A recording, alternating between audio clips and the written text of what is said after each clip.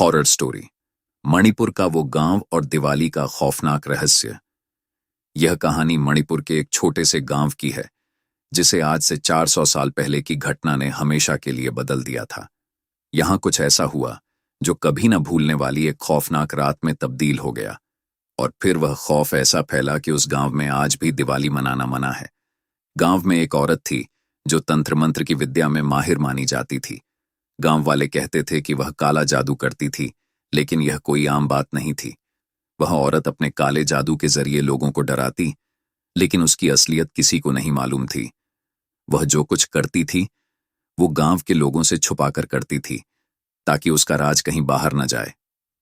वह औरत अपनी ताकत बढ़ाने के लिए अपने बच्चों पर काले जादू का इस्तेमाल करती थी।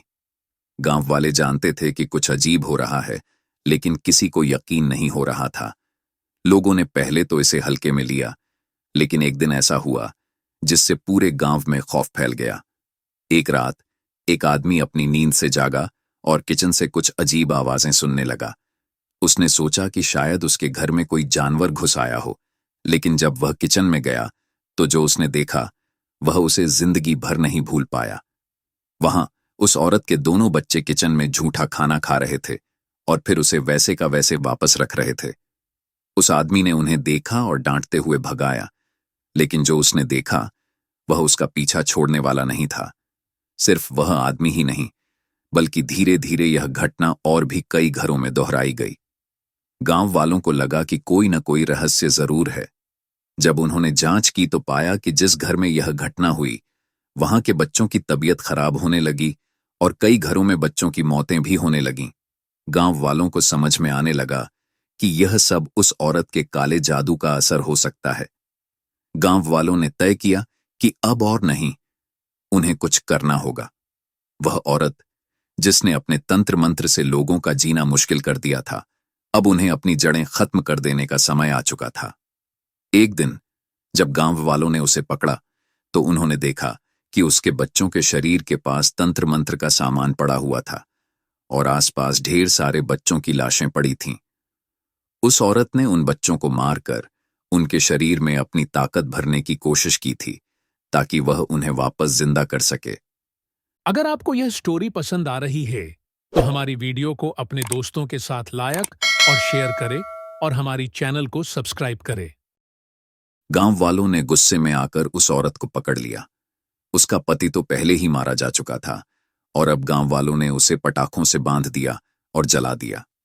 लेकिन वह औरत मरते मरते भी अपनी गलत कामों के लिए माफी नहीं मांग रही थी, बल्कि यही कह रही थी, आज का दिन है, मेरे बच्चे वापस आ जाएंगे, मुझे छोड़ दो, मैं सब कुछ छोड़ दूंगी। लेकिन गांव वालों ने उसकी एक नहीं सुनी और उसे जला दिया। जब वह जल रही थी तो वह किसी आत्मा की तरह गांव वालों के पास दौड़ने लगी, जैसे किसी ने उसकी आत्मा को जिंदा कर दिया हो। वह जलते हुए कभी एक घर की तरफ जाती तो कभी दूसरे घर की तरफ। लोग डर के मारे अपनी जान बचाने के लिए इधर उधर भागने लगे और फिर वह औरत जलते हुए नदी की ओर दौड़ी, जैसे वह अपनी मौत के बाद भी किसी तरह जिंदा रहना चाहती हो। उस रात के बाद से गांव में कुछ अजीब सा घटने लगा। लोग कहते हैं कि जब दिवाली का दिन आता है तो उस औरत की आत्मा उसी गांव में लौट आती है। उसकी खौफनाक उपस्थिति से पूरा गांव डर के मारे सन्नाटे में डूब जाता है। कहते हैं कि वह रात को अपने अधूरे काम को पूरा करने के लिए लौटती है। और अब 400 साल बाद भी उस गांव में दिवाली का नाम लेने से लोग कांपने लगते हैं। गांव में एक अजीब सी खामोशी है। लोग कहते हैं कि हर साल दिवाली के दिन उस औरत की आत्मा उन बच्चों की तरह ही गांव में घूमेंगी जिनकी लाशें उस औरत ने अपने जादू से मार दी थीं। जब दिवाली आती है तो वह औरत लौटती है, और अगर कोई वहां पटाखे जलाता है तो वह बदला लेने आती है। उसके बाद से उस गांव के लोग दिवाली का त्योहार मनाने से दूर रहते हैं, ताकि वह औरत वापस न आ जाए और उनका खून न कर दे। आज भी मणिपुर के उस गांव में दिवाली के दिन सन्नाटा होता है और आसपास के गांव वालों को भी यह डर रहता है कि वह औरत कहीं उनकी जान न ले जाए। कोई नहीं जानता कि वह औरत वापस कब आएगी और कब अपना बदला लेगी। आज भी जब लोग मणिपुर के उस गांव के बारे में बात करते हैं तो वहां का नाम लेने से लोग डरते हैं। लोग कहते हैं कि अगर तुम वहां दिवाली मनाओगे तो तुम उसकी चपेट में आ जाओगे और उस औरत का खौफ तुम्हारे साथ हमेशा रहेगा। क्या आप उस गांव में दिवाली मनाने की हिम्मत करेंगे, जहां हर साल एक खौफनाक आत्मा वापस आती है और बदला लेने की तैयारी करती है? दोस्तों, अगर आपको यह कहानी पसंद आई हो तो इसे लाइक और शेयर करें।